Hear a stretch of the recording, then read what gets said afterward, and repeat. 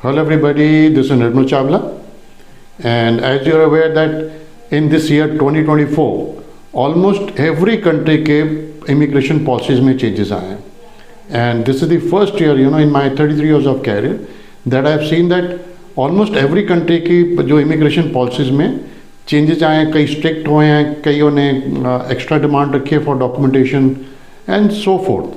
But today I'll talk about New Zealand. And why I'm talking about New Zealand is because New Zealand is another very lucrative destination for international student. अगर हम compare करें इनकी universities की ranking, universities की reputation में, they are almost at number 3 position after US and UK. And they follow a British pattern of education की studies के related अगर हम बात करते हैं.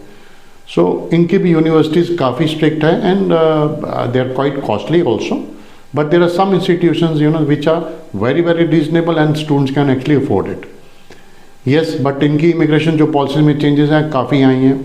जैसे ये लोग अब से पोस्ट स्टडी वर्क सिर्फ बैचलर डिग्री कंप्लीट करने में जो लेवल 7 को हम बोलते हैं या पोस्ट ग्रेजुएट डिग्री कंप्लीट करने में है. और अभी एक लेटेस्ट चेंज भी आया कि दैट अगर आपने पोस्ट ग्रेजुएट डिप्लोमा कोर्स करा which is of 30 weeks and you continue to masters programme, you are eligible for post study programme. So post study के प्रोग्राम के अलावा इनकी जो majors universities are there 4-5 cities में ही है. And Auckland is very good destination to be in as पर if you look at it's for students के लिए बहुत अच्छी जगह है लिविंग के हिसाब से. And of course they also want to see old funds. So इनका थोड़ा बहुत जो भी स्टूडेंट या जो भी हमारा क्लाइंट अगर तो हमारे से कर रहा है तो we can guide them, but if they are applying from somewhere, you need to understand. First, today, आज के डेट के हिसाब से अगर हम बात करें तो they look for an education loan from a public sector bank as per under the RBI. So, ज़्यादा acceptability of loan is from public sector banks के through. Second, what they really need is कि जो आप funds दिखा रहे हैं, they should be 6 months old. और अगर 6 महीने पुराने funds हैं, उसकी अगर कोई भी आपकी जो कोई भी अगर आपका जो एंट्री आई है 1 लाख से ऊपर है या 2 लाख से ऊपर है, you must explain it when you apply for your student visa. And second है they prefer to see only one account. So जब मैं ये बात कर रहा हूँ I will explain a little bit कि जैसे आपके ग्रैंडफादर, मदर और फादर 3 जाने आपको सपोर्ट कर रहे हैं showing the funds. So they feel that instead of 3 banks आप किसी एक बैंक के किसी एक अपने फैमिली मेम्बर के नाम पे सारे पैसे ट्रांसफ़र करके एक बैंक स्टेटमेंट दिखाओ. One, it is easier for them to verify because उनको वेरिफिकेशंस करनी होती हैं. एंड कहते हैं 3 बैंक्स हैं, 4 बैंक्स हैं, कोई एक बैंक फ़ोन उठाता नहीं उठाता, they keep trying and then ultimately they refuse the visas. So अगर आपने पॉजिटिव रिजल्ट देखने हैं तो प्रॉब्ली एक बैंक का स्टेटमेंट दिखाइए. और अगर FDRs भी हैं एक बैंक की हो तो nothing like it. And when you apply, you must give all the banking details. I mean, manager का नाम, landline number, email IDs, सारा कुछ attach होना चाहिए. You have to be very transparent in getting a student visa to New Zealand. And of course, funds हो, अगर आप bachelor degree में जाएंगे पूरे 3 साल के फंड्स दिखाने पड़ते हैं.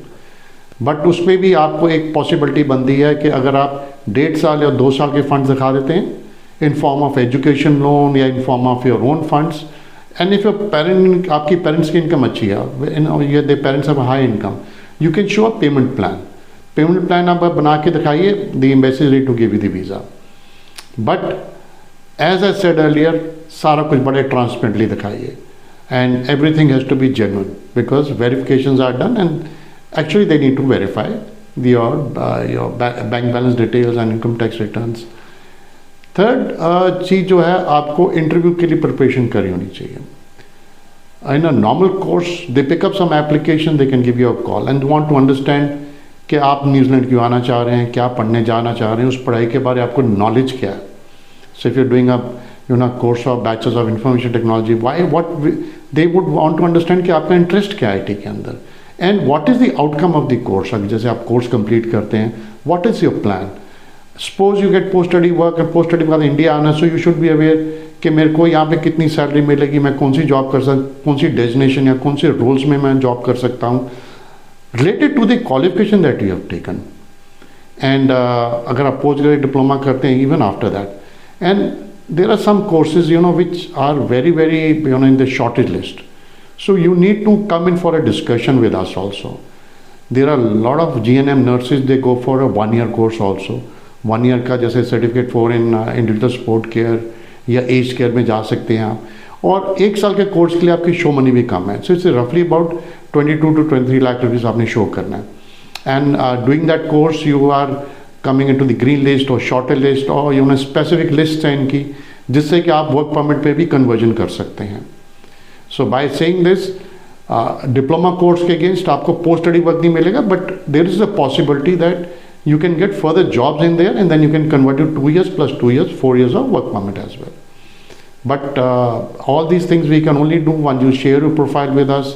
You can visit us on the take an online discussion कर सकते, online counseling ले सकते हैं हमारे से, take an appointment, or visit a Chandigarh and Cathol office as well.